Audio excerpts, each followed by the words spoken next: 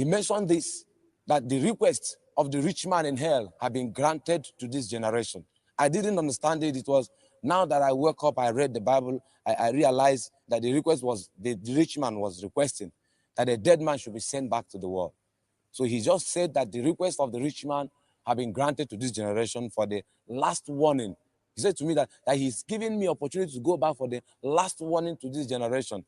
Hey guys, what's up? Ranzo here. So today I have a very, very special and I believe important video for you to watch as well. This is about an African pastor who died, went to hell, and he was also raised from the dead at an event that Reinhard Bonnke had back in Africa. This took place in 2001, and I believe this is one of the most compelling hell experiences I've ever been graced to witness, right? And I think it's something that should be given new life. You might have seen this before. I'm not sure. It's very, very old, right? Over 22 years ago, this actually took place, right? And the video was released in the early 2000s as well. So I want this to receive new life, and hopefully it convicts your heart as much as it convicted me the first few times I saw it. And every time I watch it, it's the same experience. So I want to share this on this platform because, again, you guys know on this platform, we're about really, truly seeking the Lord, right? And making sure that we're walking the straight and narrow path.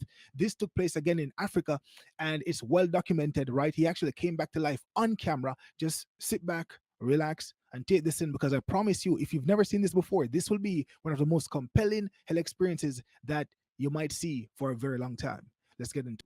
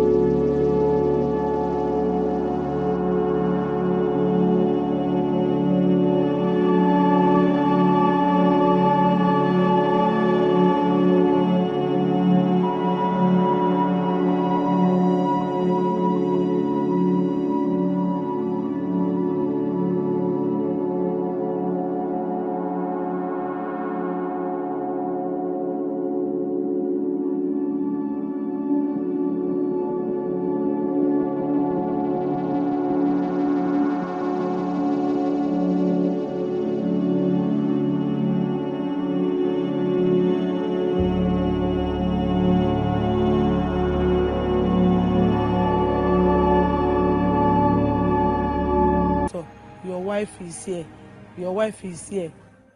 So he opened his eyes and called me. Then I answered. I began to ask him, do you want to leave me and these kids and go? That you should not do that. He asked me, where is he? I told him, Boromeo Hospital. Say that I should take him out of this place if I love him. Or if I don't want him to die here, I should take him to his doctor at Owerri.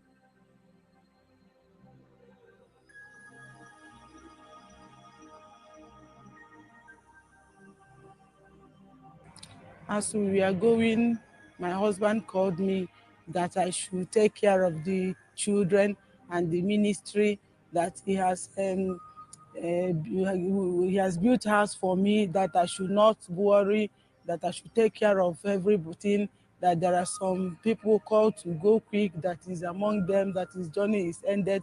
And I began to cry now as a widow, and I began to recollect what I will suffer in future. So I was lamenting and crying. They were holding me that I should not cry. I know my condition, that I should hold myself. When we get to Federal Medical Center, so time is late. They say they won't attend to us. So the doctor is not around. So one doctor and one nurse came out to come and check what happened. They say, we said that this man have an accident. He said, okay, there is no time. This man is already a dead man. We should take him to mortuary. We rushed to this St. Eunice clinic and met Dr. Josie, the one we met up there. Then he thoroughly examined him and said he's off. That it's better we remove him and put him to the mortuary. I was told he was involved in a motor accident at Onisha. When I examined him, I looked at the chest. There were no respiratory movements. I listened with the stethoscope. There were no breath sounds. I tried to look at the heart, the cardiovascular system. There were no heart sounds, and the patient had no pulse. I looked at the eyes. The pupils were fixed and dilated. I just made an impression right away that the patient was dead and he should be removed to the mortuary. I don't know what to do again. My my heart ran out of me. I was shouting. Then hence their village is close to Owerri. I told them, let us run straight to their home and inform his father that his parents is at home. We proceeded to their hometown.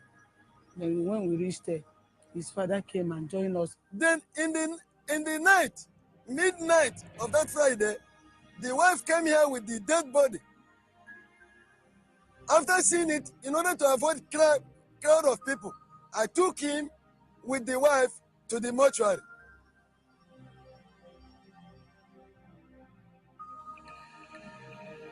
When they brought him in here, he was being brought by a father and a wife.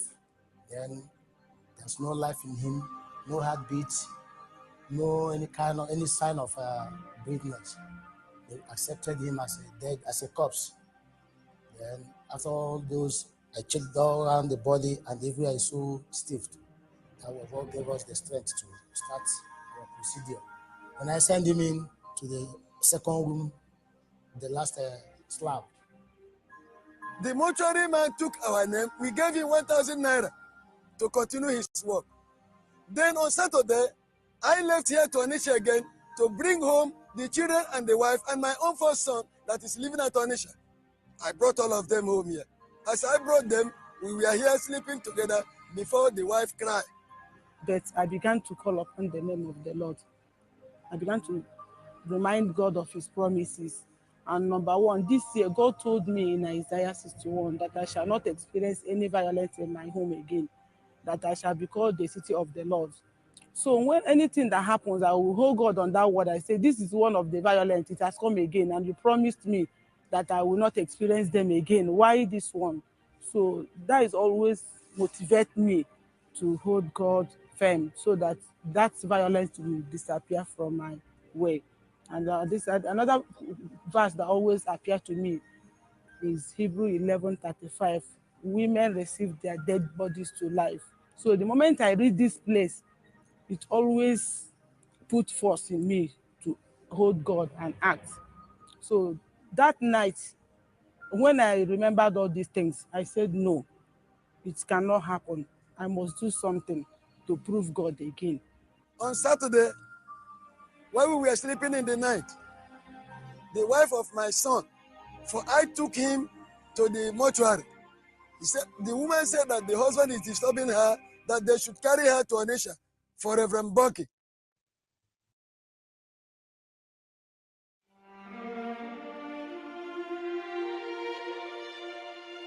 After some time, my father-in-law considered, then both of us, he went to them and planned with them. Before I could come, they have already put my husband inside the gasket, and I was with my first son, Victor.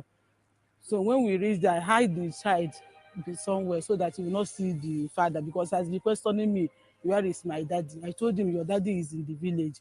When we reached the village, he asked me, where is his daddy? I told him he's at Onitsha. So I was deceiving the little boy and he was crying.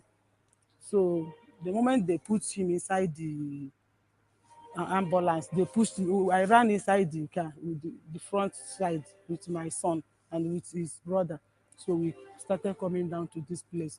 When we reached at the GRA, I saw somebody. I asked them, do you know if Bonke has come? Bonke was here on the 2nd day of December 2001 to commission the Kingdom Life World Evangelism, which is the evangelistic arm of this great ministry.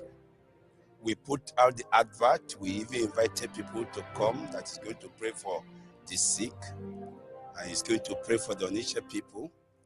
Then we're on the platform around 1 p.m. Bonke was preaching. Suddenly somebody came to me and they told me that they brought a man with an ambulance, a coffin. Both of us were sitting together at the same place inside the church. Before an usher quickly ran in and told us there's an emergency. They are trying to bring in a corpse into the church. And we have to run down from the 4th floor. down to this place. And coming down here, we met an ambulance car. Already a pastor has already ordered them to go up. And we told the ambulance people to come down here. And I told them, first of all, go and bring the man's wife. I would like to talk with her first. And they now brought her over, and we were just down there at the shade. I was asking her what actually happened. I felt that the anointing will be so high here, that the anointing will resurrect my husband. That was what I felt before coming down here. Both of us, we consulted together. I told him that it would be a very big embarrassment bringing a corpse inside the church. And what do we do that wherever we are, that God is, that if God wants to perform a miracle for the man, the place where the man is does not really matter. Then the security men, because we have security men from the state government and the federal government, the SS people, the mobile police unit, they were there. They ordered the ambulance to stop and demanded that they will open the casket to make sure that they didn't bring in bomb, telling people that it's a dead person. When they looked at him, it was a coffin. It was a dead person. They ordered them to close the casket. Then that was the time our local security men told them to move away with the coffin. Then the wife started crying and said, I believe that he's going to come back to life. I believe. When she started crying, and they were arguing. Some people said, bring him down. Some people said, no. Then some of my people will bring it down. Other people will push it back. Some people, and they were dragging until my son went there and told them to carry him to the basement and to get him out of the coffin, that they should not carry it with the coffin into the basement because the children will be scared and people will run away. First of all, they should remove him from the casket, which some other boys helped us do. They removed him from the casket down there, just at this plane now. And we quickly have to run inside this inside the youth conference center. We are looking for a place to lay him, and they brought in these two tables, and his head was here while his legs were here. This was the first place where they now laid him. Then we got on the meeting. Bonke finished. He prayed for people. After praying for the people, I took him to the office. Somebody rushed in and said, it's now breathing, that is breathing, is breathing. Now he has started breathing bit by bit, that we should pray. So I and my pastor friend, Pastor Luke Ibekwe, we started praying. But when I touched him from the head to the toe, was like a stockfish, and his hands like this. Even there are some people that snapped him a picture. His hands were like this, by the sides. And he just lying like that. So we started praying. We continued praying and praying and praying. He was breathing, his breath was reviving and reviving and reviving until some other person go and gathered our boys inside the main auditorium. When they gathered them, they all gathered here. We were all praying. At times I would say, stop, let us sing, and we sing and we pray. People were all around this place. They wanted to see. They wanted to know what will finally happen. So we were praying all through. As we were praying, we were even sweating, and we are telling people to go away, that he will get some this thing. And the wife was sitting down there in a bench. So, and we were just praying and praying. So as we were praying now, suddenly we saw the eyes started, life started coming in. I said to my pastor friend, Pastor Luke, that they say that he had been in 3 days in the mortuary. Let us massage him. So he was there massaging the right hand, and I was here massaging the left hand. We are squeezing it, making sure that life, because now we find out that as we are praying, that the heart started, the heart become hot. So, and he was breathing. We started massaging the hands. As we massaged the hands, suddenly it seemed that life came into the hands, and we put the hands on the heart and the chest. Now, the neck, I massaged the neck, and life came into it. I was able to turn it, but before it was like a stockfish. I was able to turn it. I picked up the mic and announced to the whole people that that dead man they brought here is now breathing. And the father interrupted my announcement and said, although he's breathing, his body is still like iron. Why people are shouting? Because they were all there, filled up all this place. They want to see. And when they shouted, I saw this man jumped up. When he jumped up, I abandoned the person I was with.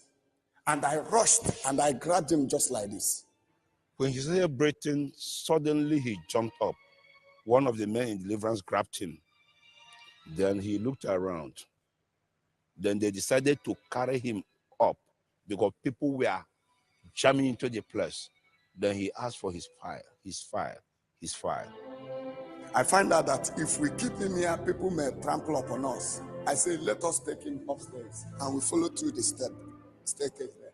And we go. At the edge of the step, he said, water, water. He demanded for water. I was shouting, bring water, let's give him water. And as they were delaying, he was asking me, my file, my file, my file. And I said, that is the file the enemy is using to accuse you. Just cool it, you will understand. As we carried him to the pastor of priest office under the fan, we keep him there, and the fan was rolling. He was still asking, where is my file? You see, and after which mommy come in there, he said, here is too compacted, that we should take him to the main auditorium, that he will have enough air. So we take him to the main auditorium, people throng. Suddenly we saw people coming in from the outside. It seemed that the news went in and people started coming in. As people were coming in there, they saw the same man sitting down.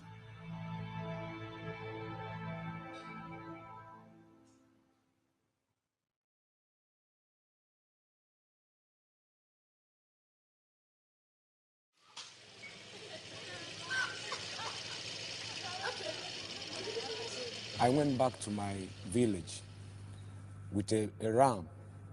I gave it to my father, and I told him I'll be coming back with bags of rice because of the Christmas. So on my way coming back, getting to my house, there's a very big valley. The valley is very, very much. So on my way getting to that place, the brake of my car failed. I missed this car 230A. So I tried to control the car. I couldn't. And because of how dangerous that place is, there's a very big pillars they positioned there to wedge the car not to somersault inside the big place. So my car had to hit those pillars, and I hit my chest on the steering.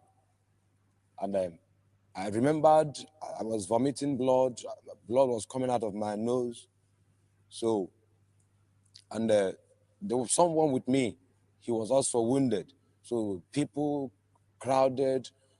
I remember they brought me out of the steering. That was all I could remember. While I was at the hospital, immediately I got myself. I just looked around and saw all the drips and all the things they fixed on me. So I now requested for my wife. And when they brought her, I told her that I want them to take me to Dr. Omezurike at Owerri, because he has been my doctor. There was a time I was slaughtered. He was the one that took care of me. So I now requested that they should take me to him. Then we took him out from that place. Off we went to Owerri. Had pastors and other people to go with me. So, but because of the way I was breathing, so I felt within me that something might happen on the way. I now requested that they should please allow my wife to come in. So I and my wife was in the ambulance. So at the time, two angels came inside the ambulance. Immediately I saw them, I was afraid. I wanted to say it out what I saw, but eventually one of them just shut me up. So I couldn't talk concerning the angels. But I only told my wife, take care of the church, this and that, and things I felt that she don't know. When the two angels took me off, so we came to a place that they now handed me over to an angel, one of them. So that one now took me to a place. He told me that we are going to visit paradise. That was what he told me. Because I was communicating with him as human being, everything you can. I asked him questions, he answered my questions. He was holding me like a friend. So he now told me that we're going to visit paradise. So we now visited a place. When we approached the place, I saw multitude of people that look exactly like the one with me, that angel with me. The angel with me was having the white apparel. The body was pure white. The apparel was pure white, but the apparel doesn't look removable from the body. So, and when I saw this crowd, they were looking exactly like the one with me. So in my heart, I say, oh, look at where the angels gathered. That was what I thought, because I was still having thought in me there. So now he told me that this is where the saints that had died, this is where they are. So while I watched them, they were singing praises so wonderfully. You know, it was as if there was a force inside that environment that controls what they do.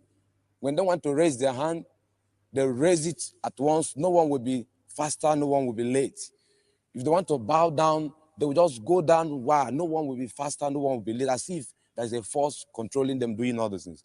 I was hearing a lot of musical instruments, but I never see anyone. So while that experience was going on, in my spirit, I desired it most to go in there to join them. I even made a move. He said, no, I still have a lot of things to show you. Don't go in. So after that, he now said, let us go and visit the mansion Jesus promised. Are you getting what I'm saying? He now took me to a wonderful place. In fact, what I saw there, I don't have anything to describe it. Look, I know I said I won't interrupt. It's like I know the camera is not on my face while it's in full screen, because I think it needs to be full screen for you guys to be able to read the captions because they're so small. So I'm doing this being considerate to you guys who are watching this. And I'll also put a link in the description down below so you can actually go and watch it uninterrupted yourself as well. It's actually not on YouTube. This version, this good version, is actually on another website. But I'm just saying, I'm just smiling behind the scenes. You guys can't see my face, but again, just this is so profound. The details, right? What this man experienced, and again, this is a promise. This is the promise. It was so glorious, very wonderful mansion. You look at the building, you look like glass, look like gold, look like whatever. Even the flowers there were looking like gold. So, when I was looking at that place, he now told me that Jesus have finished the mansions, but the saints are not ready. He now said, now let us visit hell. That was the last visit. Now, that's one thing that happens. From the paradise, whatever he says, we appear to the place. We never fly, we never move. Immediately he said, let us visit the mansion. In a twinkle of an eye, I just found a place that looked like that mansion. So from that mansion, he now said, let us visit hell. In a twinkle of an eye, we found ourselves the place. So immediately we approached the place. That gate was so big, so large. They wrote on top of it, welcome to the gate of hell. As soon as we got to the place, the angel just raised his hand like this, waved it down, and the gate opened with a wonderful noise. So immediately the noise, the gate opened. I started hearing lamentations. So I now looked inside. I saw people like us here. They were having they were putting on some clothes, the same flesh. Some are black, some are white. They just look like us outside what I saw in the other side. So they were shouting. There was a lot of pains, a lot of torment, to the extent that immediately that gate was open. It was as if they were seeing me. And I don't even think that they were seeing the angel with me, because I was standing with the angel, because they never asked the angel to help them. They was asking me for help, shouting. And I remembered one wonderful one, because I'm a pastor. So that one touched me so much. He was shouting that I'm a pastor. I only ate church money, that I'm ready to refund. Immediately, he just wanted to say, I'm ready to refund it, that I should help. That force that we are tormenting, I never see any fire there. I never see any flame here. But the torment there looks as if people that they are inside fire. All these things the angel was telling me, I was writing them down in a file. The angel gave me a file and a pen. I was jotting all of them down. Even when I walk here, I remember that was the first thing I remember, that file. I asked them, where is my file? They couldn't understand me. So all those things I saw, I jotted them down, but it was later I realized that the file might be my memories and all that. So while I was shouting, asking him for help, he said that I have another chance to go back. He mentioned this, that the request of the rich man in hell had been granted to this generation. I didn't understand it. It was now that I woke up, I read the Bible, I realized that the request was, the rich man was requesting that a dead man should be sent back to the world. So he just said that the request of the rich man have been granted to this generation for the last warning. He said to me that he's giving me opportunity to go back for the last warning to this generation.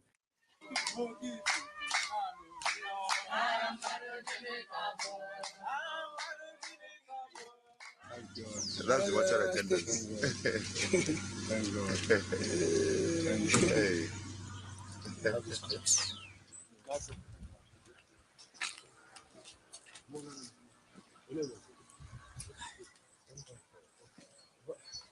Well, it was on the 30th of November. That was a Friday night. Then he was being brought here by the father and the wife. Then with a red Volvo ambulance. Then when they handed me over the corpse, we lay him down here for first examination. Then when they left, I filled the forms, every necessary arrangements. I gave them the tally as normal procedure, and they left. Well, this is the mortuary, and this is room 2. This is where we laid him. On top of this slab is where we laid him. Very night. So this is the coffin where he was being put from here to Onisha, where he was being raised again.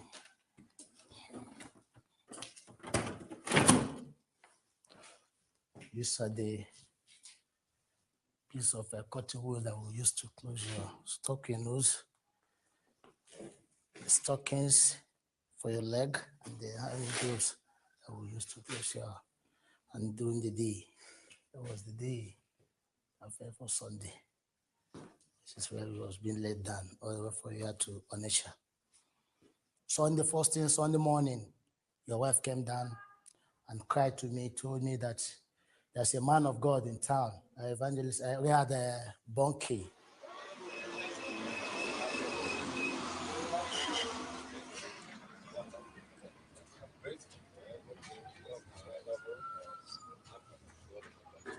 Well, it's shocking. Seeing a dead man, somebody that was once dead, is now alive. It's very shocking. And again, looking at the person and almost discussing with him. So God, all glory should go.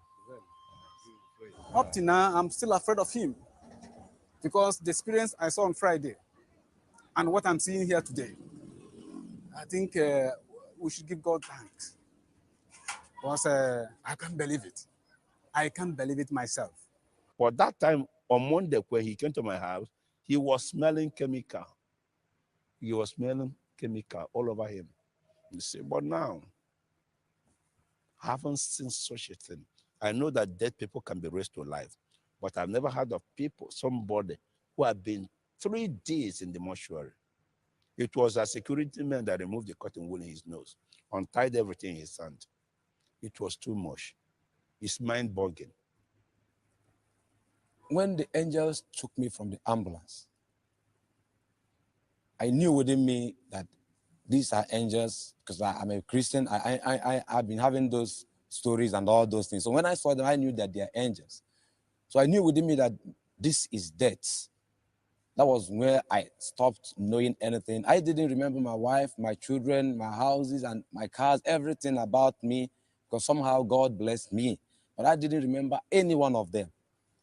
And again, on that Sunday, when I woke up, so I was hearing a lot of voices. When I saw some hands holding me, this one was saying coffin, mortuary, 3 days. I couldn't understand. I didn't ask any question until when we got to the house. My wife now detailed me. Anyway, I told my wife that starting from this moment, as long as this heavenly race is concerned, if I hear, hey, I will lock myself in a toilet. When the noise is stopped, I will come out because I'm not ready to miss this heaven. That's what I told her, because I'm not ready for any other problem. That's what I told her. It affected me that I became more afraid of God. When they brought him into this hall, a lame woman with crutches saw him, threw off her crutches, not walking, she started running. I could remember the reaction of the man whose husband walked, whose wife walked. When the wife started running about, he wanted to embrace the husband said, "Don't touch me, I'm a sinner. I'm a sinner, I've been committing sin. If you touch me, you may be crippled again." And the man rushed to the altar and raised his hands and started crying, asking God to forgive for all his sins. It was terrible here. My friends, what you have just seen is a miracle that was witnessed and documented to such an extent that I believe no one can walk away from it casually. There are different versions of the testimony. So I'm going to fast forward a bit through the video to see if I can get the part where it was talking about what actually preceded the accident, the argument he was having with his wife. So I'm going to see if I can find that portion. It might be, hopefully it's in this version. If not, maybe I got to find it from like another source. Okay, so I found another version. This has been well documented. So there's some more details in this video. So we're going to watch this as well. And this is where he spoke about him having an argument with his wife. So we're going to jump right into it. That I had a quarrel with my wife on Thursday. And the little quarrel I had with my wife, I frowned on her. Then on Thursday night, she was knocking on my door. I couldn't open the door for her. Then on Friday morning, she now knocked on my door. No, on Friday morning, she woke up and I come out. She said, "Daddy, good morning." I did not accept. I didn't talk to her. I kept quiet on her and I left on Friday morning. She offended me. She did something wrong. And I was angry on her. I was annoyed. As the sun started dipping down, Daniel began to speed up, wanting to get home. He was still very angry. Nigeria's inner city side streets are notoriously undeveloped, a bumpy ride, to say the least. Daniel knew well to travel cautiously, but that day the car seemed somewhat sluggish and unresponsive. As he headed down one of the dirt roads, he reached down to apply the brakes, but there was no response. Daniel began to pump the pedals furiously, but to no avail.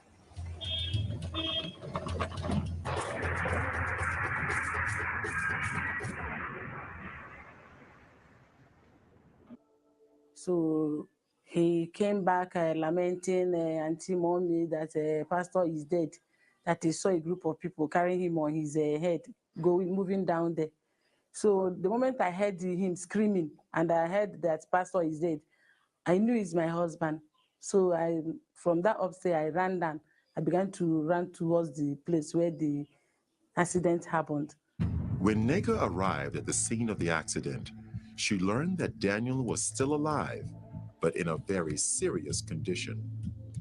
Bystanders had taken him to the local hospital, where Nega found him. After being rushed to the intensive care unit at Burunyu Hospital, Daniel refused to be treated. Instead, he insisted that he be taken to his family doctor, all the way out in Owerri. The hospital surgeon told Daniel's wife in no uncertain terms that he was in no state to travel, given the extent of his injuries. In the head. He's concussed. He's confused now. And he's in no good position to decide what's best for him. But despite the surgeon's pleas, Nega was adamant. It's what my husband wants. If he lives now, I'm afraid he will die. And I'm certain of that. And they discharged us that night. They said I should sign that I'm taking him on my own risk. And I had to do it. So we took him to his private doctor to Owerri. On our way to that place, he called me that I should take care of the church and the ministry and the children. When the ambulance that took me from the hospital and my wife, they were on a high speed rushing me to another better hospital. So suddenly I had some feelings, and for me to look up, I saw two angels. When Daniel saw the two angels, He wanted to let his wife know, but the angel indicated that he should keep silent. Immediately, Daniel's power of speech was taken from him. Neka began to cry, fearing that Daniel would die. The angels took Daniel by his shoulders and lifted him out of the ambulance. Suddenly, Daniel found himself in another place with one of the angels. Daniel, I have a lot to show you. As he looked out, Daniel saw a place where a multitude of people gathered, and their appearance was like that of the angels. Their color was pure white, and their bodies seemed to glow with radiance. Because of their similar appearance, Daniel thought he was seeing a gathering of the angels.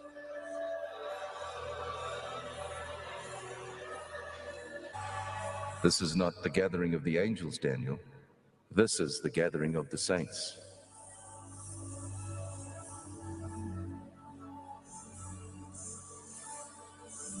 The differences between the saints and the angels were subtle.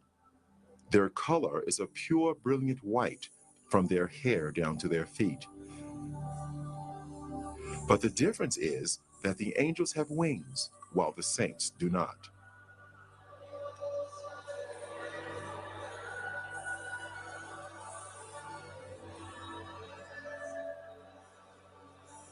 The saints were worshiping God.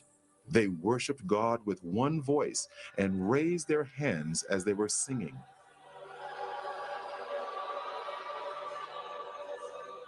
Daniel heard the sound of many instruments, and the sounds were like nothing he had encountered before. He longed to join these people and moved over towards them, but the angels stopped him. Daniel, don't go. I have a lot to show you. Take this file and record everything you see. The multitude that Daniel saw were all looking at a bright light that shone like the sun. It was the source of all the light there. A very thick, heavy light coming upon them there. Now, they were all looking at that light as if they are seeing something there. But to me, I cannot look at that light. I cannot look at that light because it's so dangerous to my eyes. So I try to dodge to look through, but they were looking through. But to me, I cannot look through. Let's visit the mansions Jesus prepared for his people. Immediately, Daniel was in a new place with radiant mansions as far as the eye could see.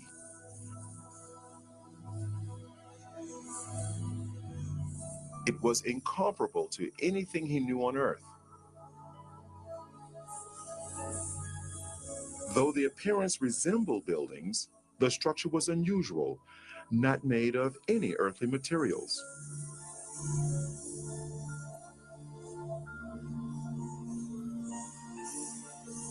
They seemed to be alive, moving. Daniel, Jesus has finished his work. The mansions are ready, but the saints are not ready. There was a sound of beautiful singing and worship, and it seemed to come from all around.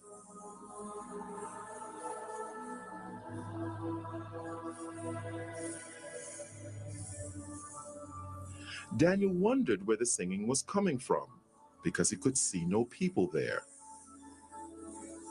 Daniel, the worship song you're hearing is being sung by the flowers.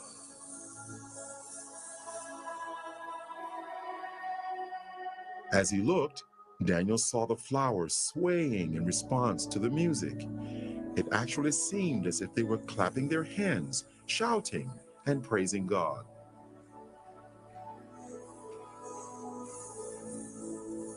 They are waiting for the saints.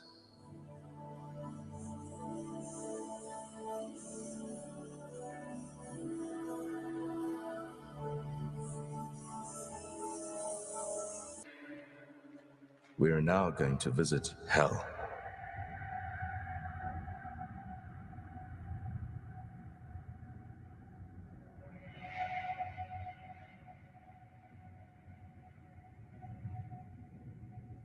Can you see the gates of hell? The angel raised his hand, and as he brought it down, the gates ripped open with a great noise. Daniel could hear the crying and wailing of many people, but he could not see any of them.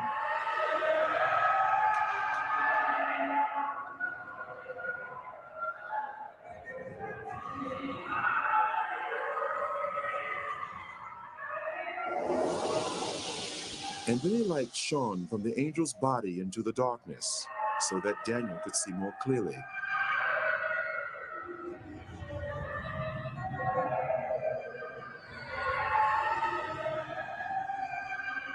There were many people there, but unlike the souls in heaven, the appearance of these people was as it had been on earth.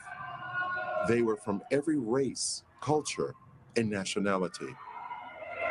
Every person seemed trapped in their own personal torment, a torment which would go on for eternity, and they could not communicate with others. The sounds of crying and wailing were almost deafening.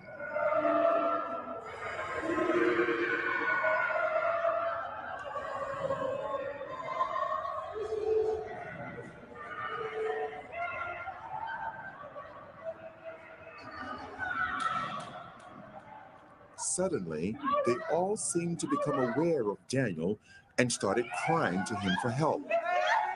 And they called to Daniel only as if they could not see the angel.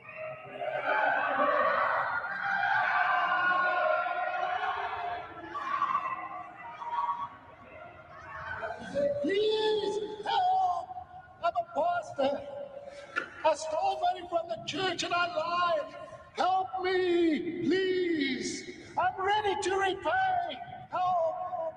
Immediately after the pastor made the statement, the force that was tormenting him seemed to increase.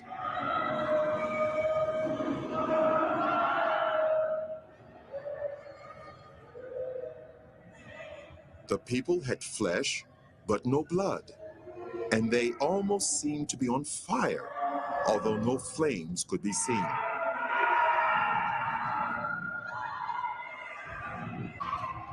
There was a group of people that were eating their own flesh.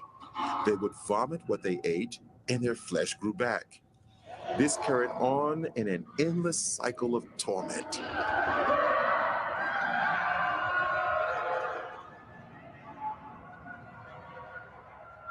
Those people you see eating themselves, they practiced witchcraft while they were on earth.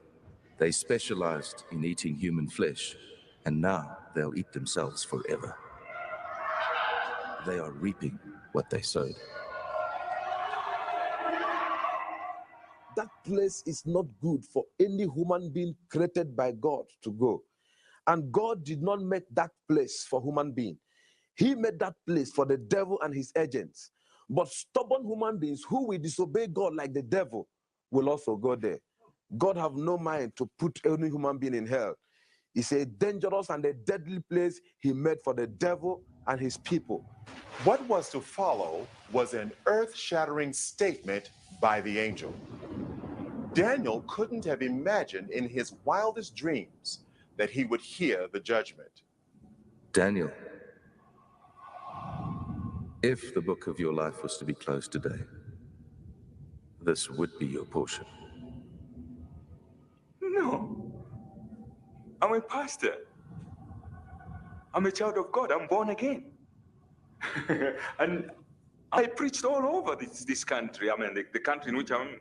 This can't be. No. This can't... Enough. Daniel, on your way to the first hospital, you were asking God to forgive you, but you would not forgive your wife, and your sins have not been forgiven.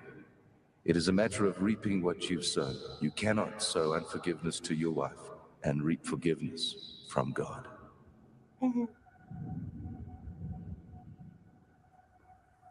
This portion of the testimony that we're going through right now, of course, you guys can see there's so many things that we've just witnessed that are extremely convicting. And even that statement that the angel gave to him, said to him, and his response to it, extremely sobering.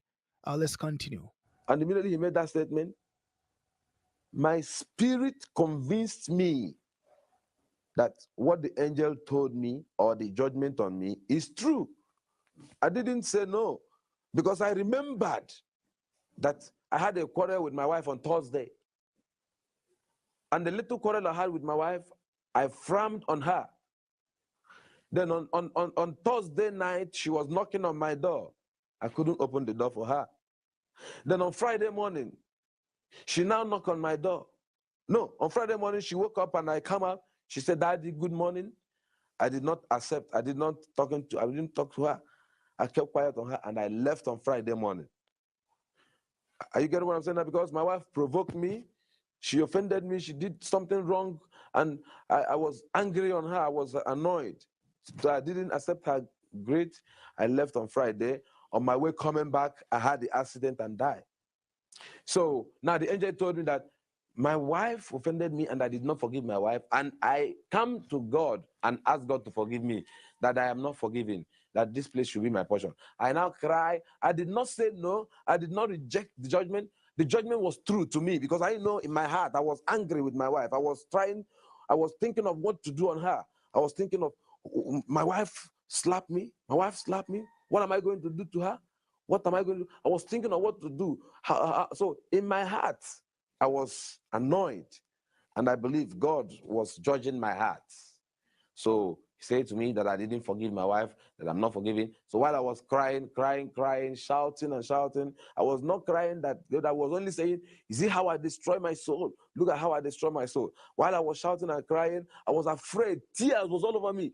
I was panicking because that place is not good for anyone. And the way everything was looking, nothing, if God went to put me inside hell, nothing will prevent him because while we are discussing, some group of people, thousands of people, we are being sent into hell.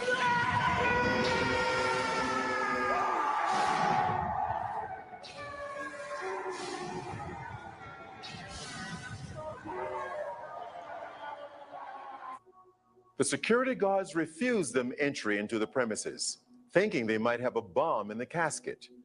The procession was redirected to a facility in the back of the church.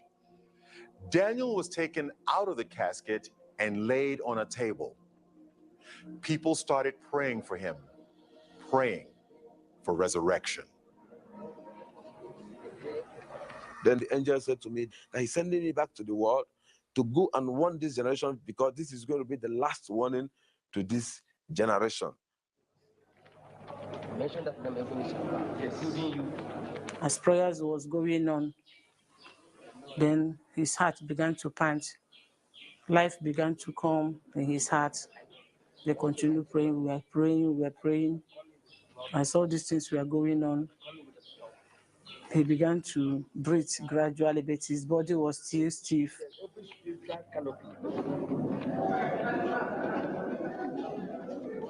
I saw myself being held of a lot of people. Oh, I was naked. I was wearing only trousers. They pulled on my dress. I saw a crowd of people, more than 20,000 people. I looked my left, right, everywhere. People were shouting, crying everywhere. Some was praising God. Some was crying. I was looking around. I couldn't understand what was happening. Because to me, I was falling down and I fell into pit. And to me, when I opened my eyes, I saw all hands was grabbing me. They said to me that I jumped up.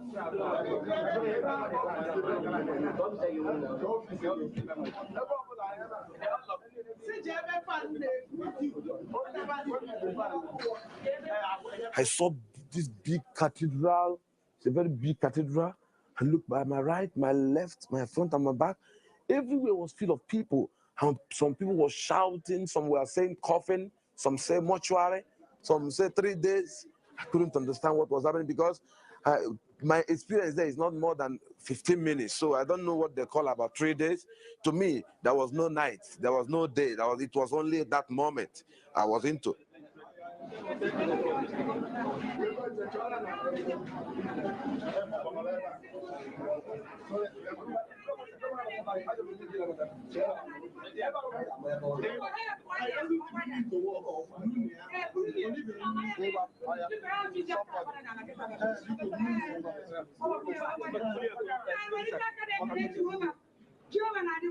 I now said to my wife, yes, what is happening? She said I should keep quiet until when we get to the house. Brought me back to my house, this place with my wife. So when we get inside the bedroom, that's been on 2nd of December, I asked my wife, what is happening?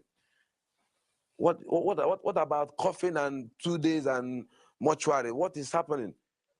Then my wife now begin to look at my body where they injected chemical, and she said, Dad, did you know you was in mortuary 3 days? And this is the death certificate.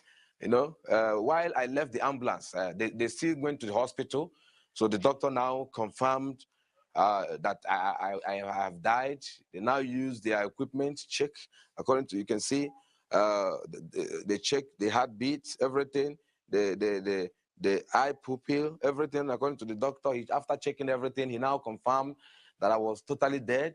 He now gave them certificate that they should remove me. You can see it here, say, removed for mortuary.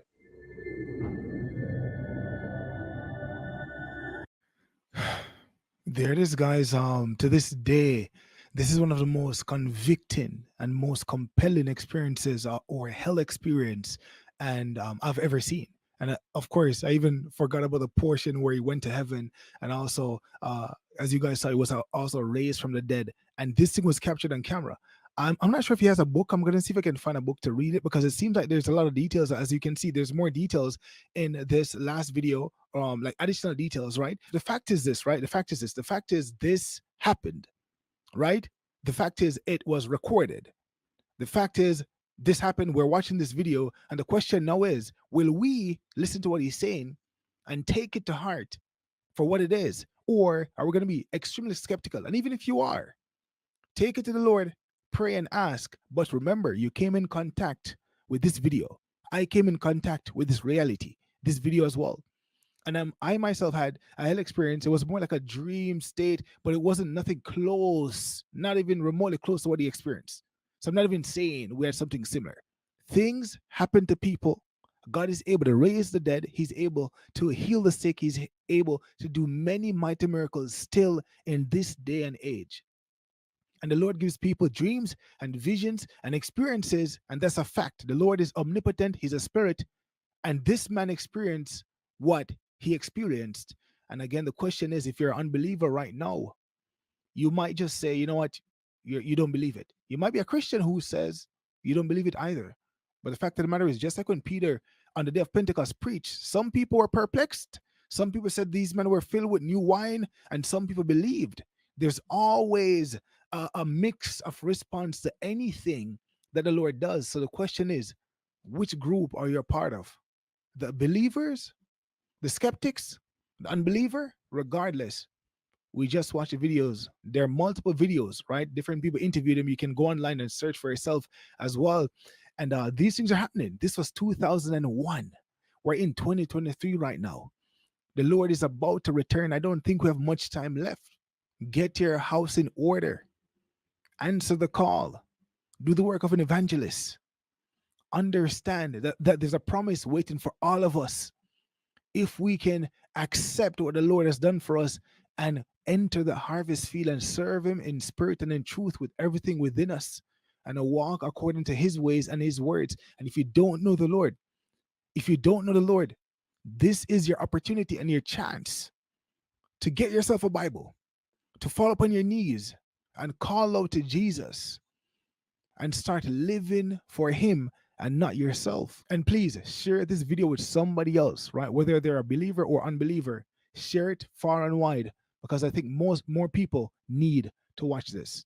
Until next time, God bless you all. Bye for now.